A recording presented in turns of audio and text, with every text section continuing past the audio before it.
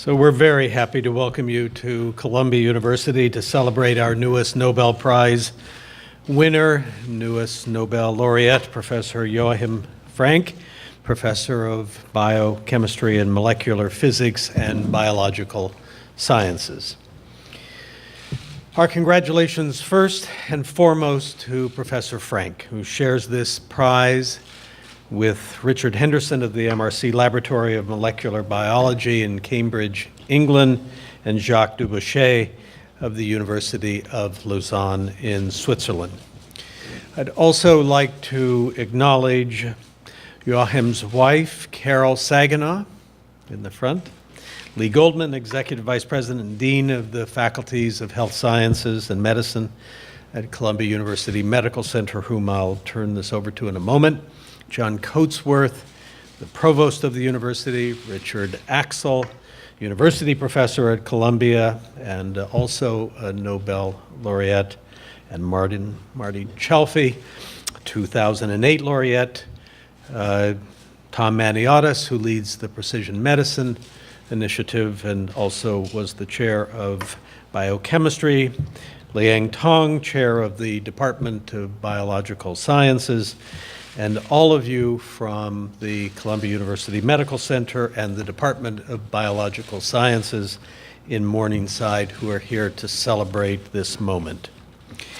From his lab in the Black Building at the Columbia University Medical Center, Professor Frank was previously the winner of the 2017 Wiley Prize and the 2014 Franklin Medal for the methods he devised to turn images taken by electron microscopes of thousands of individual molecules at different angles into a finely detailed three-dimensional representation that allows all of protein molecules of life to be seen. This is the extraordinary work that has been recognized by the Nobel Committee. Professor Frank joins more than 80 past and present Columbia faculty members and alumni over the years who have been awarded Nobel Prizes in a wide variety of disciplines, from neuroscience to economics.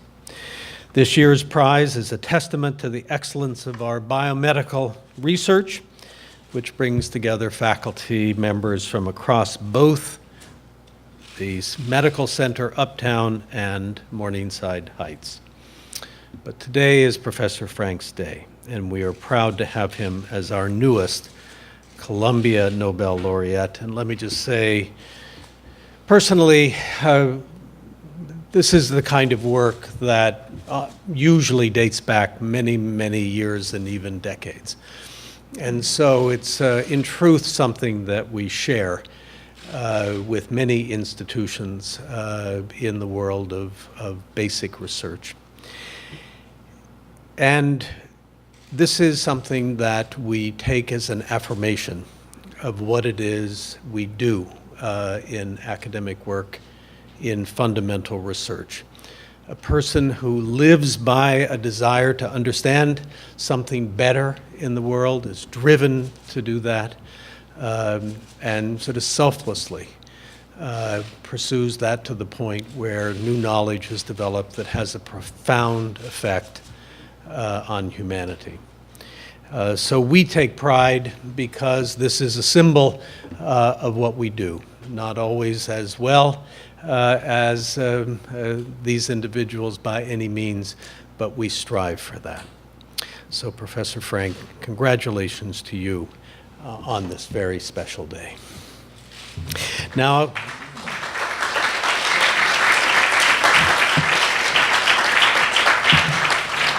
and now a word from Lee Goldman. Lee?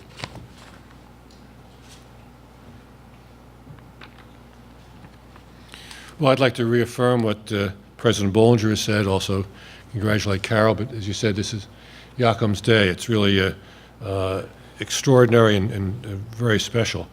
He will probably tell you that at 5:18, when he was more or less awakened, he wasn't necessarily sure whether it was the Nobel Prize committee calling or the dog simply barking to be walked, but fortunately it was the former as well as the latter. Dr. Frank has really been a pioneer in the development of cryo-electron microscopy, as you heard, a technique that provides imaging at a level that previously was not possible. But what's really remarkable about him is this combination of being a developer of a new method that allows for pictures and measurements that previously were impossible, but also the extraordinarily innovative application of that method. Initially to the ribosome, which is the cell's factory, and groundbreaking work describing how the ribosome works at a level that previously was not possible. Papers in Nature, for example, showing how the ribosome works in a parasite that causes African sleeping sickness, and leading to ideas about how that disease could be potentially treated. Most recently, his work with other colleagues at the medical center is focused on ion channels, the little holes in the membrane through which ions traverse and send the signals and make the cells communicate and work together. Again, groundbreaking work. Dr. Frank was born in Germany during World War II, received his undergraduate degree in the University of Freiburg, spent a fair amount of time at Munich, did some work at Berkeley, and came to the U.S. About 30 years ago to join the Wadsworth Lab in Albany. And as Lee said, people have often contributed at multiple institutions. We were very fortunate to recruit Joachim here in 2008, a primary appointment in biochemistry, a secondary appointment in biological sciences, and is from his lab in the Black Building, and in collaboration with the New York Structural Biology Center, he's continued to do his groundbreaking work. Been supported by the Howard Hughes Medical Institute, by the National Institutes of Health, and also by a philanthropist, including Lynn Shostak, whose gift of the cryo and electron microscope has really helped us move this program forward. Dr. Frank has been a member of all the right societies, but in reality, today's award takes precedence over all of that. I want to thank Dr. Frank's colleagues in biochemistry who helped us recruit him here, who have helped him with his research. But again, Joachim, what you've done is truly extraordinary. Columbia University Medical Center are proud of you. We look forward not only to honoring your past work, but also knowing there's great work ahead, important questions to be answered. And this is not quite the beginning, but we know there'll be a number of extraordinary accomplishments and discoveries in your future.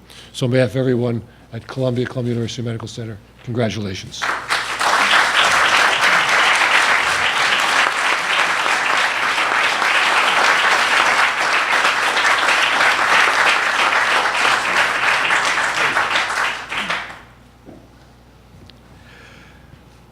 Well, this is an extraordinary day for me, very touching, humbling experience, because I know that so many new things are discovered all the time, and it's sort of an the shots are very the odds are very long to get me to this place.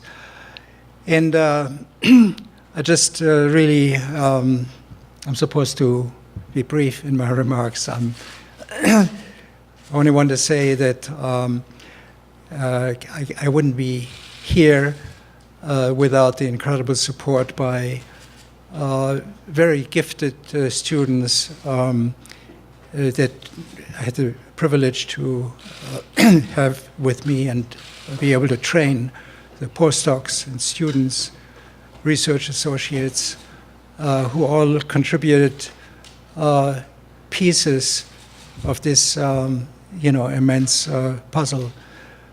And so I really like to express my appreciation to Carol, my wife, for the long and patient indulgence for my absences, mental absences, which now you know how they have been spent. And I'd like to also, since as Dean Goldman was mentioning, much of the time here in America was spent at the Wadsworth Center. Wadsworth Center was a very nurturing environment, and for quite some time I was able to develop these methods. But I'd like to say that the move to Columbia was very instrumental in me able to reach out and develop contacts and friendships with colleagues over departments, across departments. And I was also able to draw from brilliant students that I was able to recruit here. And altogether, the move to Columbia was a milestone for me, and I'm very grateful to my colleagues, faculty colleagues, to the dean and the president for making all this possible. And we are in an important transition because many people want to capitalize on this new technology, and so the support for an instrumentation center and cryo-EM facility is extremely important to make the dreams of many of the people here come true. And there has been a wonderful support, and there were generous gifts that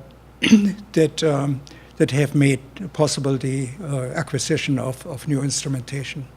So thanks very much all around.